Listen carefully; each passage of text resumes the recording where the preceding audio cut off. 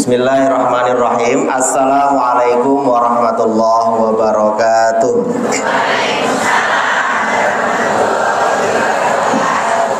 Alhamdulillahi hamidum majid, al-mubdi'ul mu'id, al-fa'alu lima yurid, hamdan yuwafi ni'amahu wa yukafil mazid. Asyhadu an la ilaha illallah alladzi da'ana ila tauhid, wa asyhadu anna Muhammadan abduhu wa rasuluh alladzi amarna bit tajdid. Assalatu wassalamu ala nabiyyina Muhammadin wa ala alihi wa ashabihi ajma'in. Wa ba'd. Yang sama-sama kita hormati pimpinan cabang Muhammadiyah Ngelipar dan seluruh jajarannya, dan tentu yang hadir pada kesempatan pagi hari ini bersama kita. Di depan kita ada Pak Lurah Kelurahan Ngelipar, Pak Samsuri, yang dulu adalah guru saya. Dulu guru, sekarang jadi lurah. Yang juga saya hormati hadirin hadirat, bapak-bapak, ibu-ibu yang hadir pada kesempatan pagi hari ini di pengajian Ahad pagi rutin yang diselenggarakan oleh pimpinan cabang Muhammadiyah Ngelipar. Alhamdulillahirabbil alamin. Pada kesempatan pagi hari ini marilah kita bersyukur pada Allah Subhanahu wa taala, yang mana Allah masih banyak sekali memberikan limpahan rahmat serta nikmatnya kepada kita semuanya. Amin ya rabbal alamin. Semoga kita ini termasuk orang-orang yang terus mau bersyukur dan pandai bersyukur. Amin ya rabbal alamin.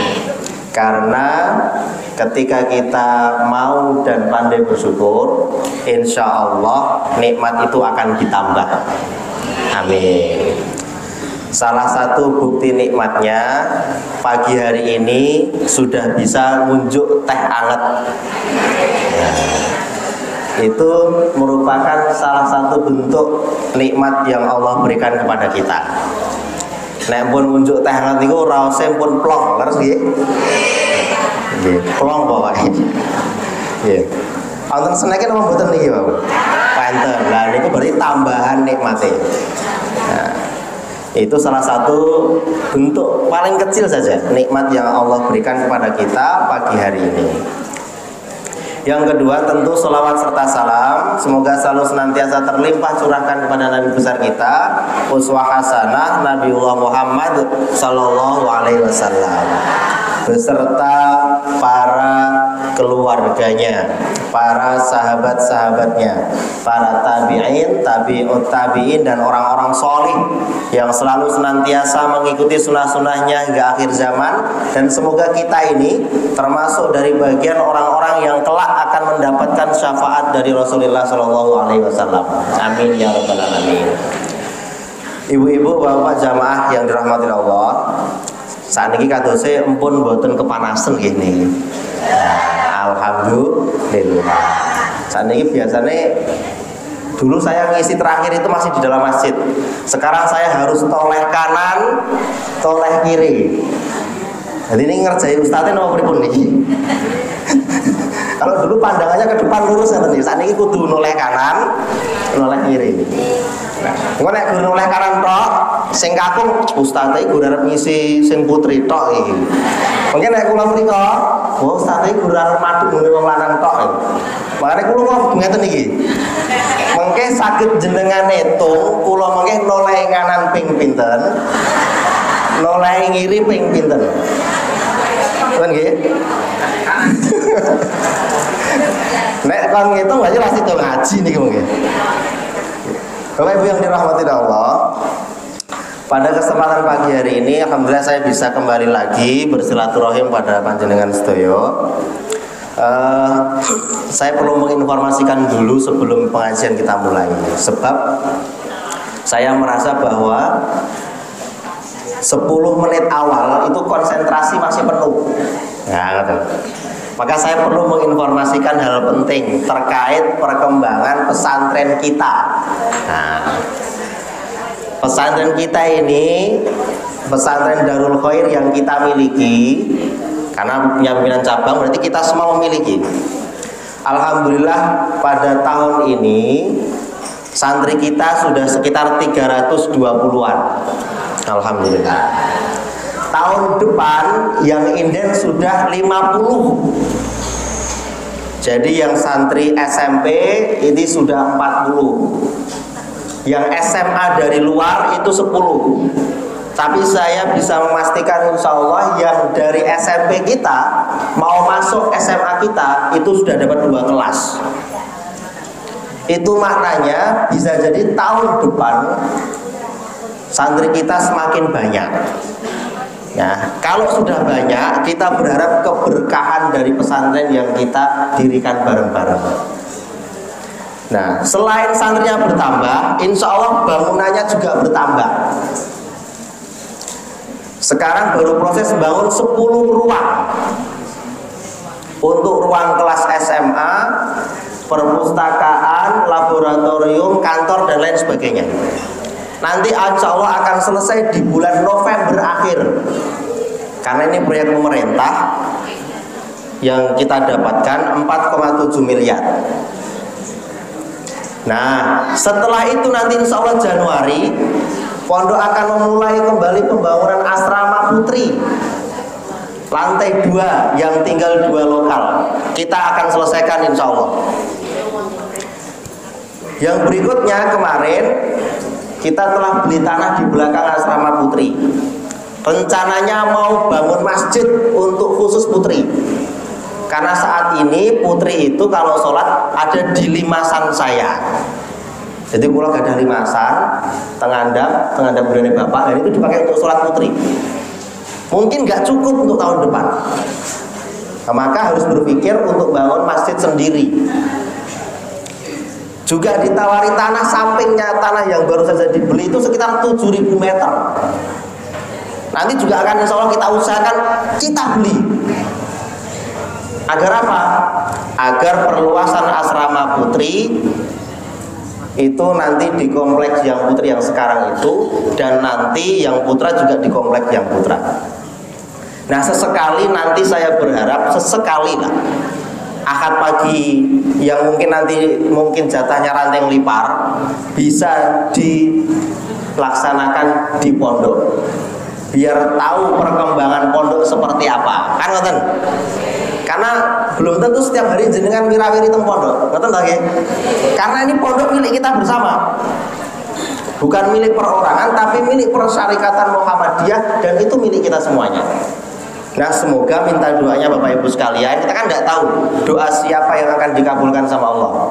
Saya minta doanya semoga proses pembangunan penerimaan santri baru ini terus berjalan dengan lancar dan baik. Dan insya Allah akan memberikan dampak keberkahan untuk kita semua, khususnya warga Persyarikatan Muhammadiyah Ngelipar. Dan umumnya nanti santri-santri kami akan bermanfaat untuk umat dan masyarakat. Amin ya rabbal alamin. Bapak Ibu yang dirahmati Allah, niki sios ngaji? Oh sios nggih. Mriki niku mboten ning wedangan kok nggih. Wong ajeng ngaji. Nggih. Tema yang diberikan kepada saya oleh panitia niku temane rada ngeri. Napa niku temane? Temane niku surat yang menyampaikan kabar tentang adanya kiamat. Yo ngalah.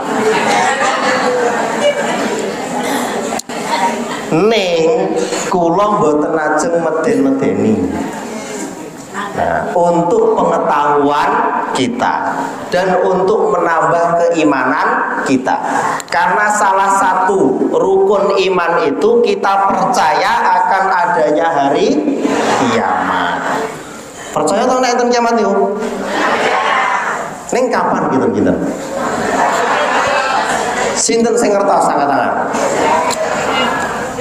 Saya pastikan nggak ada yang tahu, termasuk saya. Yang tahu hanya Allah. Bapak Ibu yang dirahmati Allah, pagi hari ini ada 2 surat. Tapi nanti dari 2 surat ini akan saya simpulkan jadi sebuah pembahasan. Kalau dua surat ini saya bahas nanti detail terperinci, bisa jadi jam 10 belum selesai.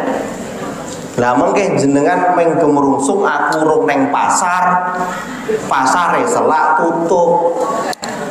Nah, maka Bapak Ibu yang dirahmati Allah, ini nanti insya Allah sampai jam pinten? Sampai jam 7 apa 7.30? 7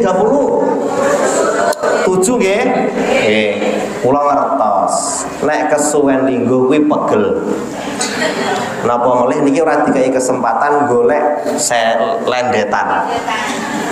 Nek kula betah, Bu. Niki penak empuk niki, Pak. Nah, Bapak Ibu yang dirahmati Allah, saya akan memulai dari surat Az-Zalzalah. Karena temanya ada surat Az-Zalzalah, ada surat Al-Qari'ah. Dua surat ini sesungguhnya ingin berbicara hal yang sama, ingin menyampaikan kepada kita hal yang sama terkait dengan peristiwa kiamat. Nah, surat Az-Zalzalah ini terdiri dari 8 ayat. Surat Az-Zalzalah ini para mufassir ada yang menyampaikan bahwa surat ini itu surat Makkiyah. Maknanya surat yang turun sebelum Nabi hijrah ke Madinah. Tetapi ada para ulama tafsir yang juga menyampaikan bahwa surat ini Madaniyah. Sebab secara urutan turunnya dia ini surat yang ke-94. Nek urutan tata letak di dalam Al-Quran urutan ke-99. Nah, jadi alasannya para ulama menyampaikan bahwa ini juga bisa disebut surat Madaniyah itu karena urutan turunnya itu nomor 94. Tetapi yang paling muktabar, yang paling dikenal dan yang mungkin bisa dikatakan sering terdengar di telinga kita, surat ini adalah surat Makkiyah, yang mana turun sebelum Nabi hijrah ke Madinah. Nah, Bapak Ibu yang dirahmati oleh Allah, apa arti Az-Zalzalah itu? Atau zilzal itu artinya apa? Artinya adalah goncangan. Saya perlu bertanya. Akhir-akhir kemarin sempat dengar kabar bahwa akan ada gempa yang sangat dahsyat karena adanya lempengan yang berbenturan. Dan kalau anak-anak muda itu kenalnya megatrust. Jadi nanti sudah diprediksi oleh BMKG, Badan Meteorologi dan Geofisika itu, pada titik tertentu atau di waktu tertentu di daerah kita ini akan terjadi guncangan yang sangat dahsyat, gempa sing dahsyat. Riyen 2006 gitu. Niku mawon lagi ngoten niku Bantul, Klaten, Roto. Ini dhewe sebagian do rusak-rusak gitu. Nah, daya goncangan yang akan terjadi menurut BMKG ini, yang akan terjadi entah kapan di waktu tertentu itu diprediksi itu goncangannya akan semakin dahsyat. Wedi napa mboten? Ning kula mboten meden. Nah, Bapak Ibu yang dirahmati Allah, ayat yang pertama disampaikan oleh Allah dengan ungkapan A'udzubillahi minasyaitonirrajim. Bismillahirrahmanirrahim. Idza zulzilatil ardu zilzalaha. Ungkapan idza menurut bahasa Quran, kalau kita belajar bahasa Quran, belajar bahasa Arab, idza itu artinya apabila atau jika. Tetapi ada tapinya. Peristiwa itu pasti terjadi. Itu kalau menggunakan kata-kata idza. Apabila bumi itu nanti berguncang dengan guncangan yang dahsyat, entah kapan, maka Allah menggunakan ungkapan itu idza. Karena kalau pakai idza itu pasti terjadi. Neng kapan wallahu a'lam. Nah, Bapak Ibu yang dirahmati Allah, goncangan yang sangat dahsyat itu apa? Dan kenapa Allah menggunakan kata-kata ard, tidak sebagian bumi? Idza zulzilatil ardu langsung, tidak menggunakan idza zulzilatil ba'dul ardi atau sebagian bumi. Kenapa Allah menggunakan ungkapan langsung ard, artinya bumi? Ternyata yang akan berguncang itu seluruh bumi. Kalau selama ini kita melihat gempa, itu biasanya gempa ada di daerah tertentu. Leres nggih? Nah, itu berarti ba'dul ardi, sebagian bumi. Contohnya gempa itu pusatnya ada di pantai selatan. Berarti sing guncang ping daerah Jogja dan sekitarnya. Mungkin Kalimantan mboten. Nek sing gempa teng Palu mriko, mungkin mriki mboten. Leres nggih? Nah, tetapi ayat ini menyampaikan kepada kita dengan menggunakan ungkapan zilzal atau idza zulzilatil ardu zilzalaha itu, yang bergoncang itu tidak sebagian daerah, tetapi semuanya. Oh, cobi ini.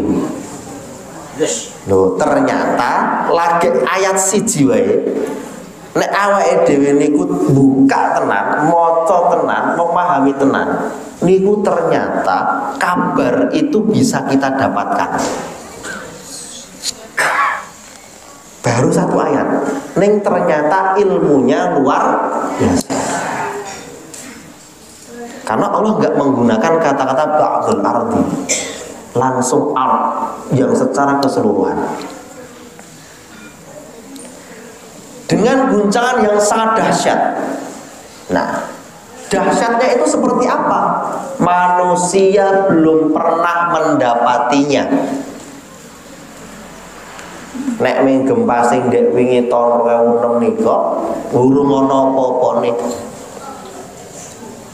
Wingi lagi dereng dangu nggih. Gerak ora wis langsung do kenthong. Lha itu wante ibu-ibu do kaget arep metu ranggo jilbab. Suwake wedine. Nyaut kleru anduk. Apa kleru selimut. Wis pokoke dienggo tutup. Lah niku saya mending isih berusaha nutup. Enten sing brondolo medal ya enten. Saking wedine, padahal itu goncangane ning di daerah tertentu. Nah, goncangan itu mengakibatkan apa? Disampaikan di ayat yang berikutnya. Wa akhrajatil ardu asqalaha. Ternyata Bapak Ibu, bumi niku meneng-meneng itu duwe beban sing abot. Ning bumi nggak pernah mengungkapkan itu kepada kita. Bumi sing teng area masjid niki mungkin arep ngeluh ki ora iso. Wah, kuwi kelingguhan wong sakmene iki abot lho mangsane. Ini. Kenapa kok saya bisa mengatakan seperti itu? Bumi itu punya beban yang sangat berat. Dan pada saatnya beban itu akan dia keluarkan atas perintah Allah. Wa akhrajatil ardu asqalaha. Bumi saat itu mengeluarkan seluruh bebannya. Lah apa yang dikeluarkan? Yo enten lahar, enten emas, enten perak, enten nikel, enten batu bara, ada mayat-mayat yang sudah dikebumikan. Pokoknya semua yang ada di dalam perut bumi itu Allah keluarkan. Pertanyaan ini, nek sakniki do rebutan tambang, jenengan sesuk ajeng rebutan nopo? Kan sing metu niki ora mung watu, emas do metu lho niki. Lho jenengan iki keroyo-royo antri teng Semar mawon jenengan lakoni. Gur arep pengen emas, we tuku. Lah sesuk niku nek bumi ini mengeluarkan isinya berupa emas, perak, batu bara dan seterusnya, jenengan ajeng pilih sing pundi? Apa?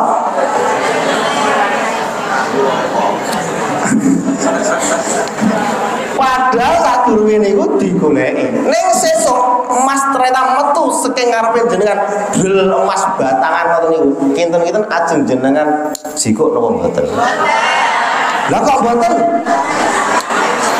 Napa? Lah sesok metu dhewe-dhewe ora dadak wedhok lho niku. Pripun kira-kira? Ayo.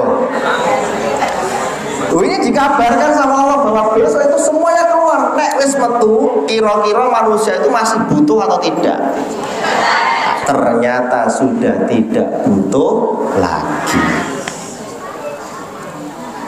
Lah mbok saking ngandhap griyane jenengan, daleme jenengan. Kuwi mak bedunduk emas ngoten niku. Wes ora mungkin sempat niku. Ora ana wong rebutan barang. Itu saat wa akhrajatil ardu athqalaha. Kenapa? Karena manusia pada saat itu sibuk dengan apa? Dengan dirinya sendiri. Bahkan Bapak Ibu yang dirahmati Allah, di dalam surat Al-Hajj yang saya catat, niki ungkapannya mengerikan. Jadi saat Allah memberikan kabar tentang bagaimana peristiwa bumi yang diguncang, dan guncangan itu seakan-akan menjadikan isi perut bumi itu keluar. Di dalam ayat yang lain, di dalam surat Al-Hajj itu disebutkan paling tidak ada 3 peristiwa yang kemudian Allah gambarkan saat bumi itu diguncangkan. Yang pertama apa? Yauma tarawnaha tadhalu kullu murdi'atin amma arda'at. Jadi yang pertama, besok itu saat bumi diguncang itu, kalau ada ibu yang sedang menyusui anaknya, niku anaknya itu tiba-tiba dilemparkan. Sobi, waduh, saking ngerine goncangan niku. Wong mboten sasesuk. Pas gempa niku lho, kadang-kadang jenenge ingin menyelamatkan diri sendiri lali karo anake. Lha iki anakku mau nang endi? Ngoten niku. Ternyata wis nang jero. Lah sesuk dari guncangan yang sangat dahsyat itu menggambarkan bahwa betapa dahsyatnya guncangan itu seakan-akan ibu yang sayang banget kali putrane sing baru disusui itu tiba-tiba dia lemparkan.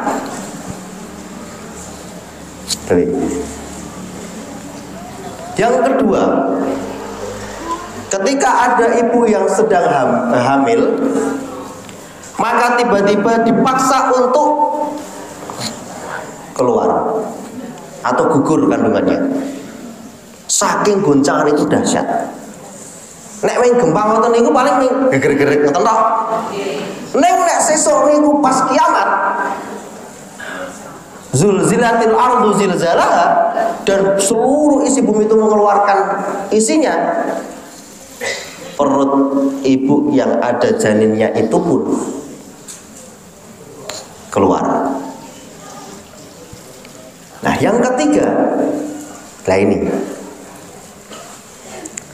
kita juga akan melihat wataro. Bahasa Qurannya itu wataro. Taro itu artinya melihat dengan mata langsung. Apa yang dilihat pada saat itu? Annas sukaro wa ma hum bisukaro walakin adzabullah syadid. Maknanya besok itu kita akan menjumpai dan melihat dengan mata bahwa akan ada orang iso ngadeg jejeg. Mereka akan berperilaku seperti orang yang mabuk berjalannya, sempoyongan, gontai dan lainnya, swaking buantere goncangan. Allah menggambarkan itu. Nah, berikutnya wa qalal insanu malaha. Saat terjadi seperti itu, manusia-manusia yang pada saat itu mengalami peristiwa itu, mereka bertanya, iki apa sing terjadi? Apa yang terjadi pada bumi ini? Wa qalal insanu malaha. Kenapa pakai laha? Nah, bahasa Koreanya kan pakai laha. Karena pada saat itu nggak ada lagi yang bisa ditanya kecuali bertanya tentang peristiwa ini sedang terjadi apa. Kira-kira sesuk enten sing enten WA-an mboten nggih? Yo iki mau ana apa? Mboten sempat ngoten niku wis sesuk. Mereka bertanya pada diri mereka sendiri, iki ana apa? Maka ungkapannya Allah itu pakai laha, karena nggak ada pertanyaan lain. Pertanyaannya cuma berkisar tentang iki goncangan dahsyat iki peristiwa apa. Nah, ini. Yauma idzin tuhadditsu akhbaraha. Nah, ini menarik. Ternyata Quran menggunakan kata-kata tuhadditsu akhbaraha. Pada saat itu bumi diperintahkan oleh Allah untuk menyampaikan beritanya. Nah, pertanyaannya, biasanya kalau tuhaditsu itu anak-anak dalam pesantren itu ada semacam latihan berbicara. Itu namanya muhadatsah. Latihan percakapan dengan bahasa Arab dan Inggris. Di Quran ini juga menggunakan kata-kata yuhaddisu. Pertanyaan berikutnya adalah, apakah bumi bisa berbicara kepada kita? Karena Allah menggunakan ungkapan yuhaddisu. Nah, ternyata Bapak Ibu, para mufassir menyampaikan makna tuhaddisu itu bumi tidak berbicara kepada kita. Hei para manusia, iki lho, aku saiki lagi goyang. Mboten. Enggak begitu. Tetapi makna tuhaddisu itu dia memberikan isyarat. Ketika memberikan isyarat, manusia ini paham atau tidak? Para mufassir menyampaikan mereka semua akan paham dengan isyarat itu. Cara gampangnya ngeten mawon. Nek awake dhewe niku teng Bangjo, jalan raya. Niku enten lampu abang, kuning, hijau. Kira-kira nek pas abang, napa lampu niku ngomong aku abang, mandeka. Aku ijo ndang mlaku. Boten toh? Jenengan cuma lihat isyarat merah, berarti jenengan sudah paham kalau merah itu berhenti. Berarti makna yuhaddisu itu bumi tidak berbicara seperti kita, tetapi memberikan isyaratnya yang dipahami oleh manusia. Ketika lampu itu hijau, berarti kita paham kudu rada ngegas alon-alon. Berarti mlaku. Makna tuhaddisu itu adalah Allah ingin menyampaikan kepada kita bahwa pada saat itu bumi memberikan isyaratnya yang dipahami oleh kita semua. Nah, Bi anna rabbaka auhalaha, karena sesungguhnya Tuhan Allah telah memerintahkan yang demikian itu kepadanya. Kepada siapa? Kepada bumi. Tapi ungkapannya ada yang menarik lagi. Kenapa Allah pakai ungkapan auha? Seperti ungkapan ketika Allah ingin menyampaikan wahyu kepada Nabi Muhammad. Wa auhayna ila Musa wa auhayna ila Muhammadin. Kenapa pakai kata-kata auha? Ternyata Allah ingin menyampaikan dengan ungkapan auha ini, berarti kabar itu langsung ingin disampaikan. Jadi bumi orang nganggo langsung disampaikan. Karena pada saat itu Allah memerintahkan kepada bumi untuk menyampaikan apa yang terjadi pada dirinya. Langsung. Ketika tiupan sangkakala pertama, ngoten niku ketoke ngoten niku sesuk ketoke lho.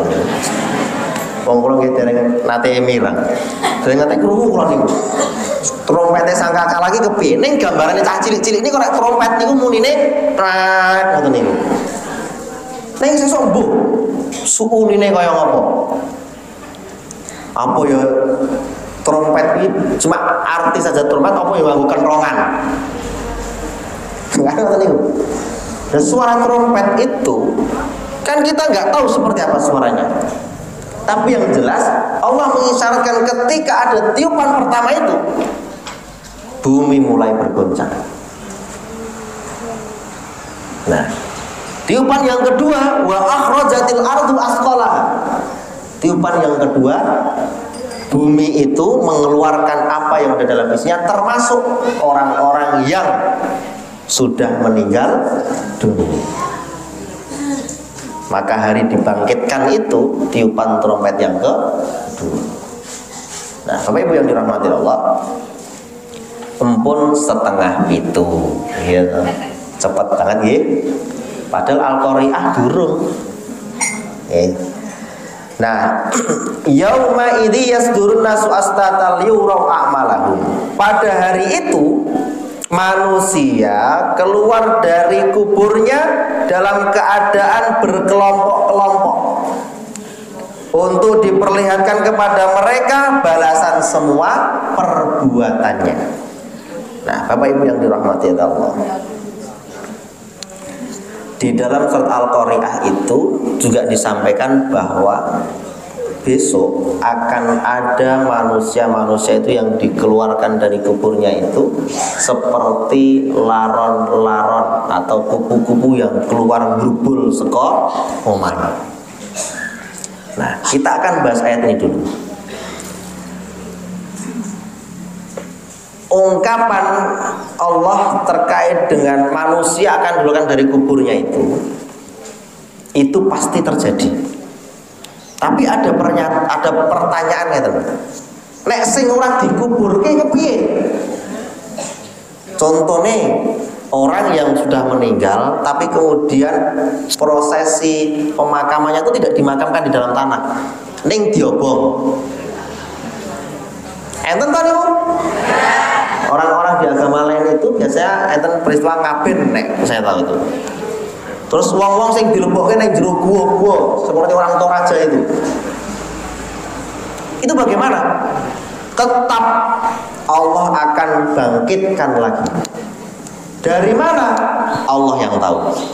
Dari peristiwa saat dia dibakar di tempat itu, ya dia akan dibangkitkan dari situ. Dikremasi kalau bahasa nih kerennya. Kalau orang yang ditaruh di pohon-pohon, orang ditaruh di dalam lubang-lubang di atas gunung-gunung seperti orang-orang Toraja itu, ya dibangkitkan kan lewat situ. Nah, saat dibangkitkan itu, mereka ini sudah dikelompokkan, sudah dikelompokkan. Maka ketika saya kemudian mendalami ayat ini, belajar ayat ini, khusus ayat ini, saya buka-buka literatur, saya buka-buka buku, saya buka-buka tafsir. Itu ternyata betul. Besok ketika dibangkitkan itu, ternyata kita ini sudah dikelompokkan, Bu. Kenapa? Karena ternyata di alam kubur pun, nah ini, di alam kubur pun itu ada nikmat kubur, ada azab kubur. Yang mendapatkan nikmat kubur ini tentu orang-orang yang beriman kepada Allah. Yang mendapatkan azab kubur ini tentu orang-orang yang ingkar kepada Allah.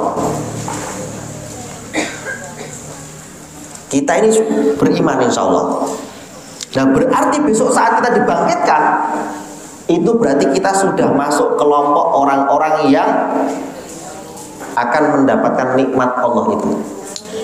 Amin ya rabbal alamin. Dan mereka yang ingkar kepada Allah juga akan sudah dikelompokkan sama Allah. Jadi nek enten pikiran sesuatu padang mahsyar itu cuaku dadi siji. Gitu. Itu ternyata tidak. Besok sudah dikelompok-kelompokkan. Boten usah khawatir dengan campur kalih wong sing sesuk arep diadab. Karena orang-orang yang sudah beriman itu Allah kumpulkan sejak apa? Dibangkitkan dari alam kuburnya. Maka kalau kita berbicara ingin lebih serius lagi mendalami itu, sesungguhnya kuburan bagi seorang muslim itu harus disendirikan. Kuburan seorang muslim itu harus disendirikan. Tidak boleh bercampur dengan orang-orang yang ingkar kepada Allah. Kenapa kok bisa begitu? Nah itu pembahasannya tentang bagaimana nikmat kubur dan azab kubur. Ada yang bertanya, kira-kira azab kubur karo nikmat kubur ki apa ya ono tenan. Enten apa mboten ngeten-ngeten? Gek nek sesuk sing sebelah iki diadab, sing sampinge ini krungu napa mboten? Ini Pak. Ayo. Azab kubur nikmat kubur niku enten napa mboten? Yakin jenengan? Tenang. Ngertos yang pundi sobi? Ayo.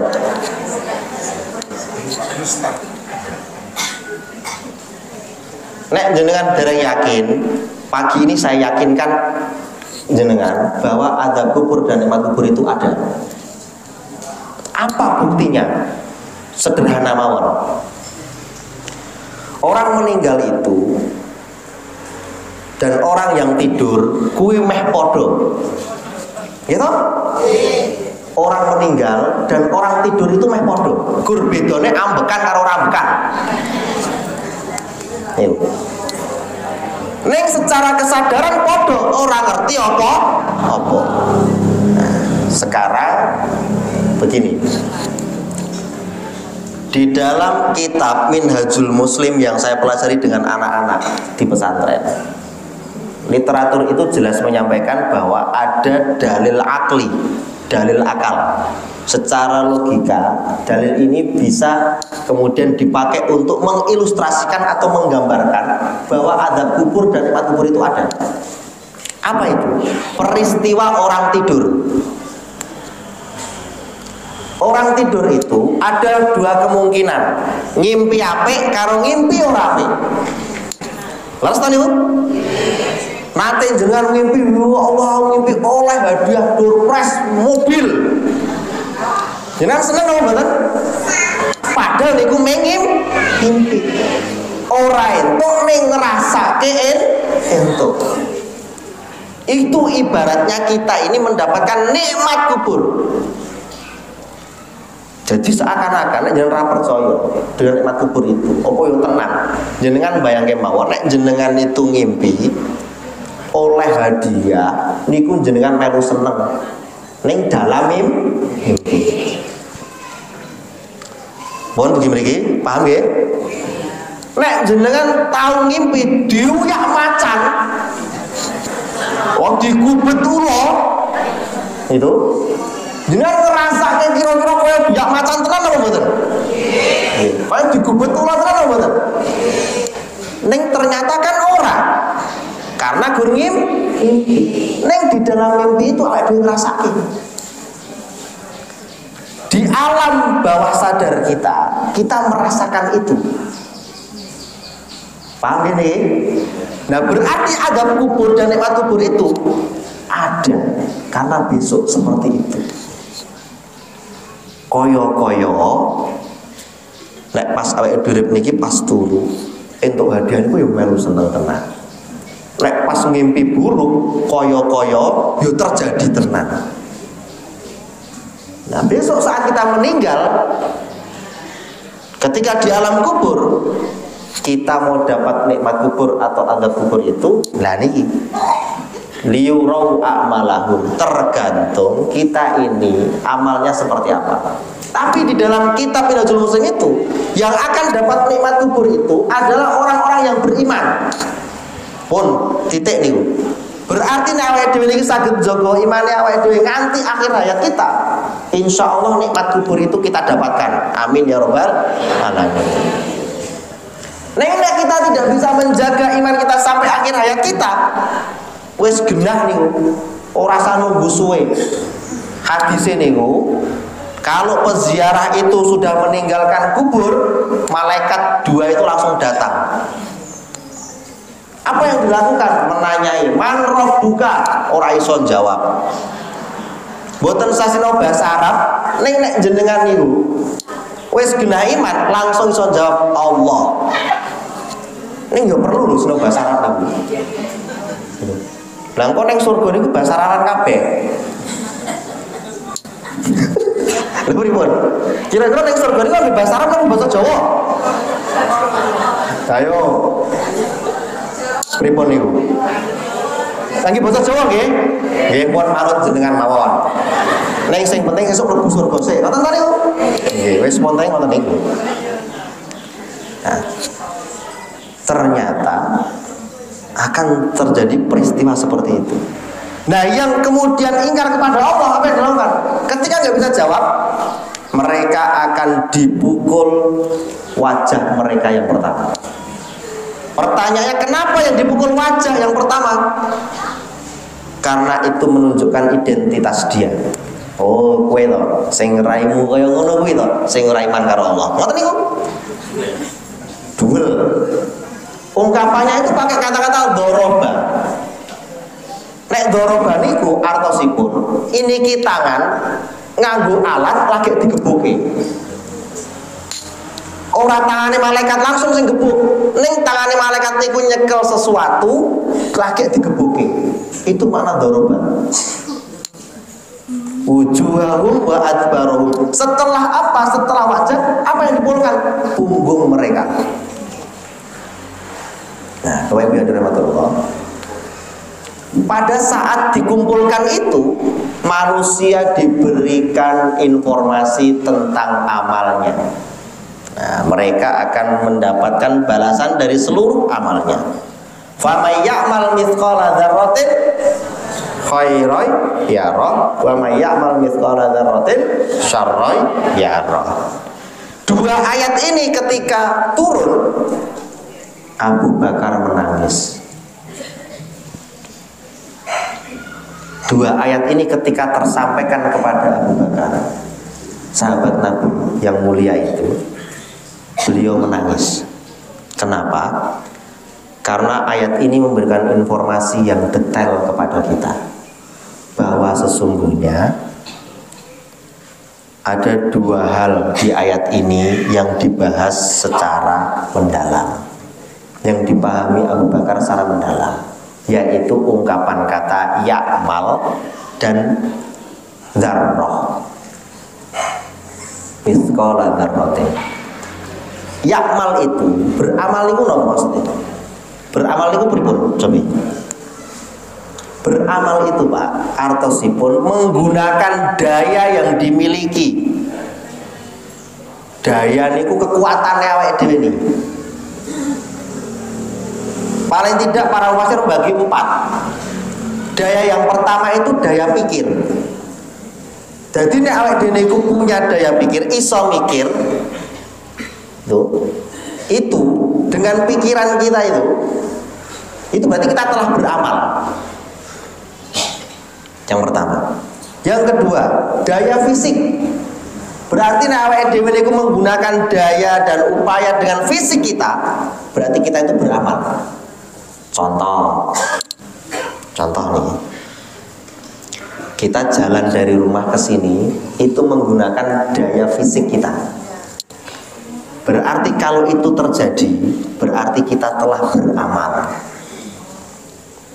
Karena menggunakan daya kemampuan fisik yang kita miliki. Yang ketiga yaitu daya qalbu. Nek awake dhewe niku duwe niat apik, niku juga beramal. Duwe niat elek, ya berarti beramal. Ning amale amal elek.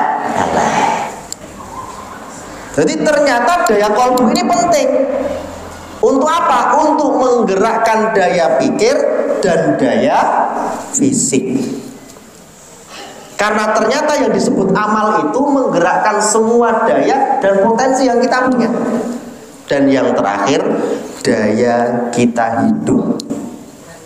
Untuk betul-betul bekerja keras, daya hidup ini nanti menumbuhkan semangat untuk beramal.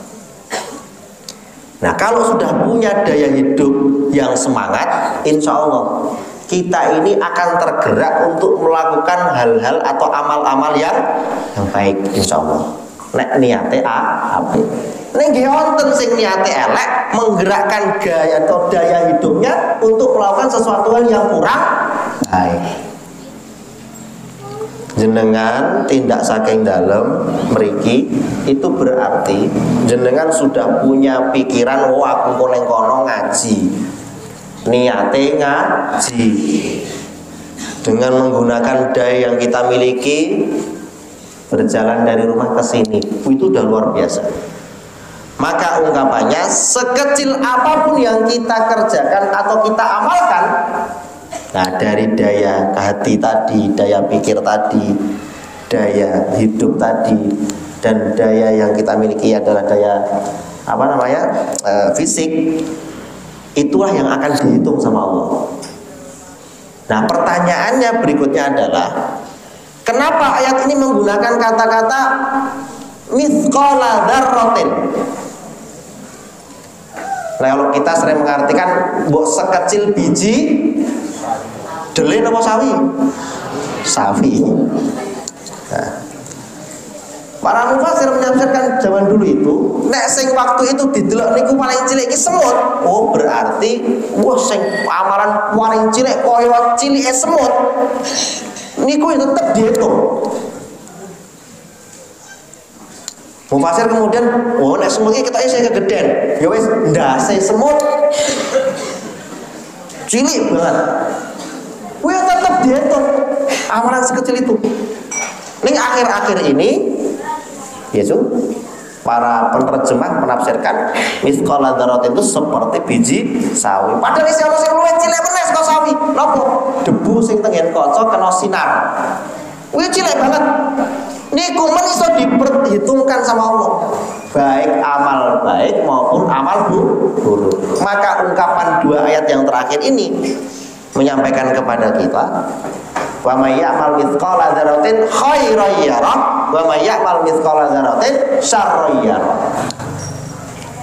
Sekecil apapun perbuatan itu pasti ada perhitungannya di hadapan Allah. Maka kenapa Abu Bakar itu menangis? Karena khawatir ojo-ojo amalanku kuwi okeh eleke, sehingga bisa jadi timbangan amal kebaikan saya ini tidak jauh berat ketimbang amal kejelekan atau dosa-dosa yang saya miliki. Nah, Bapak Ibu yang dirahmati Allah, niki kita mau najeng rampung. Sebab kula ngertos gelasnya wis dilusati. Ning iso luwih suwe nek ana soto apa bakso. Gitu? Ning gandeng ora ana, ya berarti paling ora 5 menit kas rampung. gitu. Padahal surat Al-Qari'ah durung, surat Al-Qari'ah durung, nembe surat Az-Zalzalah. Padahal surat Al-Qari'ah lebih menyenangkan lagi kalau kita bahas. Nah, Bapak Ibu yang dirahmati Allah, dari surat Az-Zalzalah ini kita bisa mengambil kesimpulan. Saya simpulkan dulu surat Az-Zalzalah. Semoga besok di pertemuan-pertemuan berikutnya saya bisa bahas surat Al-Qari'ah. Ngoten nggih? Nggih ngertos kula tenang mawon, tenang. Kula niki pangerten. Nggih, pun doroto pegel niki, gitu. Nah, kesimpulan surat Az-Zalzalah begini Bapak Ibu. Kita betul-betul diperintahkan oleh Allah untuk percaya bahwa besok entah kapan wallahu alam peristiwa kiamat itu akan didahului dengan sebuah goncangan. Goncangan itu tidak hanya per daerah, tapi seluruhnya bareng-bareng. Dan di saat goncangan yang sangat dahsyat itu, manusia-manusia yang masih hidup pada saat itu, mereka tidak akan lagi bisa bertanya selain bertanya tentang iki ono peristiwa apa. Nah, ketika kita sudah tahu peristiwa itu, maka Allah mengingatkan di akhir surat ini dengan 2 ayat. Apa peringatannya? Peringatannya adalah kita harus terus berhati-hati. Dalam apa? Dalam amalan-amalan yang kita kerjakan. Baik amalan hati, baik amalan pikir, baik amalan fisik, dan baik amalan daya hidup yang kita miliki. Jadi ampun gampang menyerah dalam hidup. Sesulit apapun hidup yang kita hadapi, Allah masih memberikan kekuatan dan daya hidup untuk kita nikmati. Jadi nek anten wong sing gantung, wong sing bunuh diri, niku berarti wis ora duwe daya hidup. Nek wis ora duwe daya hidup niku bahaya. Maka kita sebagai orang yang masih diberi kekuatan oleh Allah menjalani hidup ini, kita maksimalkan amal-amal kebaikan kita dari hal yang terkecil sampai yang terbesar. Sing terkecil napa contohnya? Napa contohnya? Mengke enten sampah, kita ambil sampah itu, kita masukkan ke tong sampah. Bismillahirrahmanirrahim. Iki aku pernah krungu ana ungkapan an-nadzafatu minal iman. Aku jaga kebersihan sampah sing cilik iki tak lebokke tempat sampah. Niku cilik neng bisa jadi itu menjadi amalan yang diridhoi oleh Allah. Amalan paling gede napa? Contone nek sing sunah nggih salat tahajud. Niku kinten-kinten abot napa enteng? Alhamdulillah. Ibu-ibu nek pas panas ngangge jilbab kalih pakaian sing brukut niku abot napa enteng? Napa? Tenane. Niki hawane panas banget lho niki. Kula sing mboten ngangge jilbab pun kepanasan lho niki. Jadi kira-kira abot napa enteng. Sederhana, tetapi itu bisa menjadi amal kebaikan kita atau menjadi amal keburukan kita. Semoga kita termasuk orang-orang yang gemar atau suka beramal kebaikan, dan amal itu semoga nanti kelak di hadapan Allah menjadi beban berat timbangan kebaikan kita. Akhirnya Allah kumpulkan kita bersama orang-orang yang beriman dan beramal soleh. Amin ya rabbal alamin. Di mana dikumpulkannya? Di mana dikumpulkannya, Bu? Di surga. Nek pun teng surga ajeng napa jenengan? Iki piye lagi? Iki piye lagi? Nek pun teng surga jenengan ajeng napa? Napa? Napa, Bu? Arisan.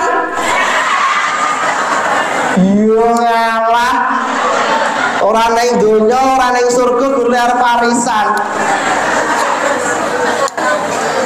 Nek nonton surga jeneng apa, Pak? Lah nggih, bersenang-senang niku ajeng napa? Jenengan senenge napa? Monto. Lho iki gawat lho iki, seprono sepeda ngaji, ditakoni ning surga sok arep napa ora iso banget lho iki. Ayo. Uang kula sesuk teng surga ajeng dodolan. Mboten sak dodolan. Lah kula dodolan niku seneng ya Pak Ustaz. Nggih ngertos, ning sesuk mboten sak dodolan. Nah, cobi dijawab. Nek teng surga jeneng apa jenengane? Menikmati. Menikmati. Menikmati napa? Lah nggih kesenengane napa? Aneh kan niku? Aneh banget lho dhewe niku. Ternyata bingung nek ditakoni niku. Coba Mas Eko. Lah ning surga arep nopo Mas jenengan Mas? Niku sapi. Ayo. Bapak Ibu, di surga itu kita ngapain? Kan itu.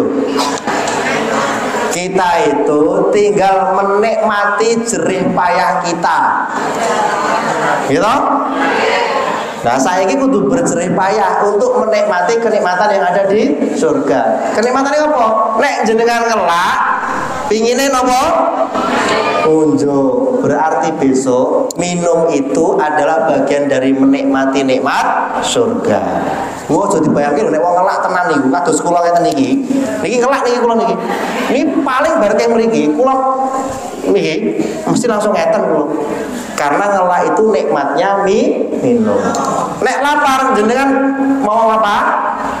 Makan. Berarti besok di surga juga menikmati hidangan surga. Jadi mboten sah bingung. Nek jenengan ngantuk penake pripun?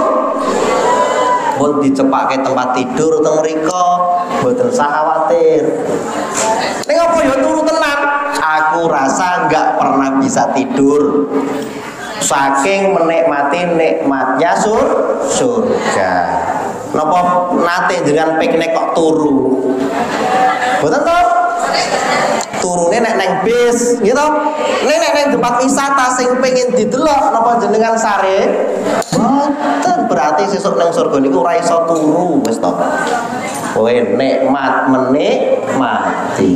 Nah, niki jadi intinya ngaji pagi hari ini mendapatkan kabar bahwa surga itu nikmat yang akan ditempati orang-orang yang beramal kebaikannya banyak. Baik. Nah, ini saja Bapak Ibu yang bisa saya sampaikan. Semoga menjadikan tambahan ilmu, menjadikan tambahan keberkahan untuk kita semuanya. Nih, yang paling akhir, monggo yang punya putra putri, yang punya saudara, kita informasikan pendaftaran Darul Khair sudah dibuka. Nah, untuk kelas SMP kata Ustadz Irfan, kepala sekolah kita, itu akan menerima 3 kelas targetnya. Yang SMA juga 3 kelas. Nah, gandeng kepala sekolah niku ngomong 3 kelas, sing SMA yang 3 kelas, niku nggawe bingung direkture. Lah bingung pripun? Lah bangunane ora ono. Nek bangunan ora ono terus kepiye ya sesuk cacah kayak tenda wae lah. Gitu? Napa ajeng dibangun ke gedung. Nah, itu berarti kan butuh banyak biaya. Monggo, wakaf-wakaf juga masih kita buka, infak-infak kita masih buka untuk pembangunan pesantren kita. Ini saja yang bisa saya sampaikan. Nasrul minallah wa fathun qarib wa basyiril mu'minin. Semoga kita menjadi orang yang bahagia dunia akhirat. Amin ya rabbal alamin. Assalamualaikum warahmatullahi wabarakatuh.